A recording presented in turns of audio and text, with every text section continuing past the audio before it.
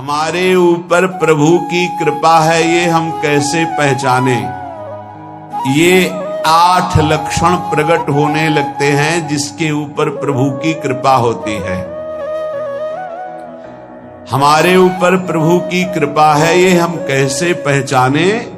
तो ये 8 लक्षण प्रकट होने लगते हैं जिस पर हरिजू की प्रियाजू की कृपा है।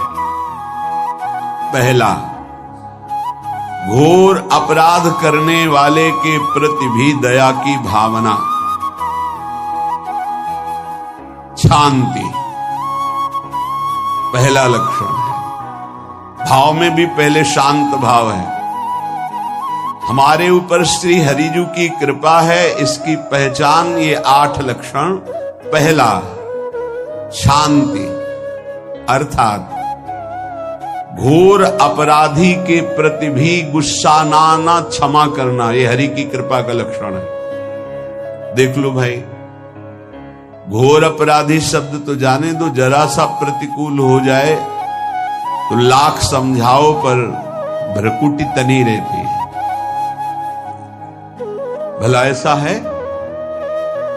अपराधी पर भी क्षमा का भाव होना, ये हरि कृपा पात्र में ही होगा, अन्य में नहीं। अगर अपने हृदय में ऐसा लगे कि ऐसा नहीं है तो हरिजू से प्रार्थना करनी चाहिए कि कृपा करो मेरे में सामर्थ्य आवे।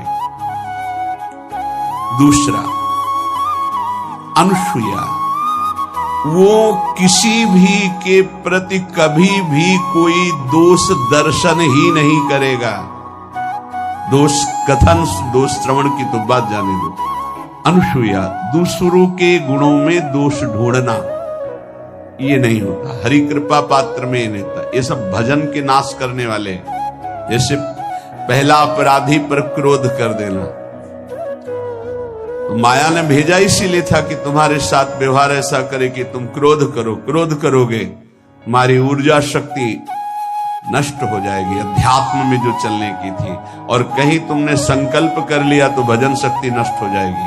तो अगर भजन बल है तो गया, जरूर उसको दंड मिलेगा, पक्का मिलेगा, 100% मिलेगा, लेकिन आप खाली हो गए। ना भजन करने की वृत्ति रहेगी और ना भजन रहेगा, दोनों बात। अनुसूया, किसी के सद्गुणों में दोष देखना, गुणों में दोष ढूंढना, ये हरि कृपा पात्र में नहीं होता। ये बहुत मंगलमयी बातें हैं जिससे हमारा भजन मार्ग पुष्ट होता है। तीसरा, वो बाहर से और भीतर से पवित्र रहता है, हरि कृपा पात्र। शौचाचार का ज्ञान होना चाहिए, वस्त्र आपके पवित्र होने चाहिए, ये बाहरी जल रज आदि के द्वारा बाहरी पवित्रता। और निष्कपटता, निश्चलता, सत्य भाव, ये अंदर की पवित्रता है। अगर कपट है, छल है, असत्य है तो हृदय मलिन रहता है।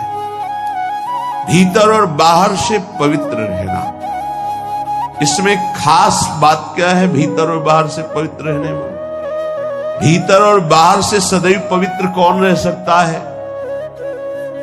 तो बोले जो पुंडरीकाक्ष भगवान श्री हरि का प्रियाजू का स्मरण करता रहता है, वो शवायाभ्यंतर शुचि, वो बाह्य और अभ्यंतर दोनों से पावन रहता है।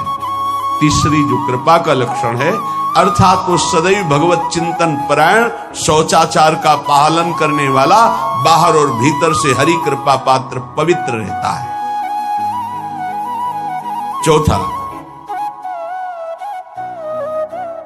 ऐसे कार्यों का अनुष्ठान न करे जिनमें हमारा भजन छूटता है, जिनमें सत्य छूटता है, जिनमें भगवत भाव छूटता है। जैसे आपके ऊपर कृपा हुई, आप भगवत मार्ग में चल रहे हैं, अब आप ऐसे संसारिक कार्यों का अनुष्ठान कर रहे हैं जिनमें आपकी चित्त वृत्ति बिल्कुल भगवत विमुख हो रही, तो जीवन का लाभ क्या होगा? लाभ तो है भगवत स्मरण सहित। कल एक ने प्रश्न किया कि मैं खाता तो नहीं लेकिन मांस के दुकान में मांस बेचता हूं, होटल है, क्या उचित है? ये उचित कैसे हो सकता है? तुम और भी तो व्यापार कर सकते हो। जरूरी है धर्म का पालन करने की इच्छा करते हो, धर्माचरण करते हो, ऐसा नहीं। तो विरत बहुकर्मा, उन कर्मों से हमें विरत रहना है जो हमारे धर्म के विरुद्ध है, जो भजन के विरुद्ध है। हरि कृपा पात्र ऐसे कर्मों का अनुष्ठान कर ही नहीं सकता। अपने भजन का फल देखना भगवत कृपा पात्र की, सबको प्रदान कर देना। हिम्मत है? अपने भजन, इतनी मेहनत से किया हुआ भजन, भजन होने के बाद हे प्रभु इस भजन का फल हो, सर्वे भवन्तु सुखिना सर्वे सन्तु निरामयः। यहां तो कहते महाराज एक माला रोज आपके लिए करता हूं कि आपकी बीमारी ठीक रहे, तो शेष किसके लिए करते हो प्रभु? शेष है अगर इष्ट और गुरु के लिए तुम्हारा है कि एक माला करते तो फिर इतनी माला करते तो हमें क्या होगा?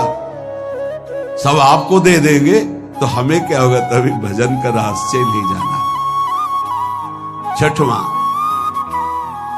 अपने भजन से अपने लिए कुछ भी ना चाहना और दूसरों की तो बात जाने दो, दूसरों से कुछ ना चाहना ये तो ठीक है, अपने भजन से अपने लिए कुछ ना चाहना है हिम्मत। देखो ये हरि कृपा पात्र में हिम्मत होती है। अपना भजन अपने प्रयोग में ना लाना, इसका भी आंतरिक रहस्य है।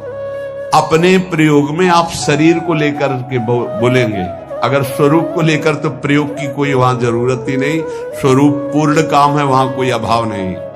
जब आप कोई भाव अपने लिए करेंगे तो देह भाव होगा, देह भाव से किसी विषय की मांग होगी। विषय पूर्ति भजन का फल नहीं होता, भजन का फल होता विषय निवृत्ति। बहुत जोर की बात है, कैसे समझें? अपने भजन का भी फल अपने लिए नहीं, दूसरों से कुछ चाह रखना तो बात ही जाने दो, भजन से भी कोई अन्य सुख की चाह नहीं। क्या चाहिए?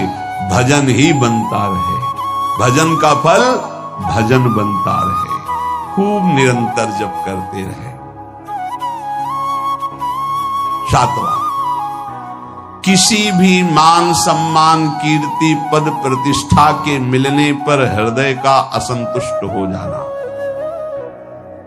यह हरि कृपा पात्र का लक्षण होता है।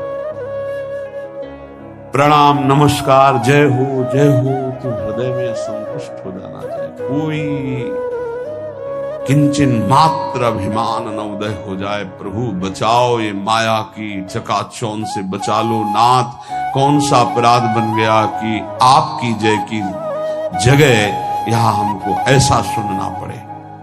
मान प्रतिष्ठा कीर्ति जिसके लिए बड़े बड़े लालायित रहते, हरि कृपा पात्र को विष की तरह चुभती है।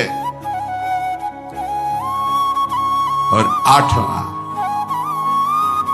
किसी भी प्राणी समुदाय से संबंध ना रखते हुए सब पर दया की भावना, सब पर कृपा की भावना, सब पर करुणा मैत्री पर किसी से ममता नहीं। ये सूत्र बहुत व्यवहार में प्रयोग करने योग्य है। सबसे करुणा और मैत्री पर किसी से ममता नहीं। करुणा तो करी भरत जी ने, मैत्री भी की मृग से, पर ममता रहित नहीं रहे। ममता कर ली तो अगला जन्म हिरण का हो गया। ममता नहीं रखी। निर्ममो निरहंकारा, करुणा मैत्री तो करनी है, जैसे इसमें आदेश है, गीता में जी आदेश है, अद्वेष्टा सर्वभूतानां मैत्रः करुणैव च, पर निर्ममो निरहंकारा, ये साधक की चतुरता है। प्राण मात्र पर दया कृपा करुणा मैत्री, पर ममता नहीं। ममता किसी से, और यहां करुणा मैत्री ये तो गायब हो गई, केवल ममता रह गई है। अपने शरीर से ममता, शरीर संबंधियों से ममता, विषय भोगों से ममता, यही जहर है। संबंध में ये ममता ही जहर है, विचारों में अहंकार जहर है, कर्मों में ये आसक्ति जहर है। इसी जहर को मिटा दे तो जीवन मुक्त महापुरुष कर्म करते हुए, विषय सेवन करते हुए, वार्ता करते हुए, विचार करते हुए बिल्कुल जहर रहित उसका जीवन हो गया। तो ये 8 बातें हरि कृपा पात्र में होती हैं, इनको बार बार सुनना और हृदय में धारण करना।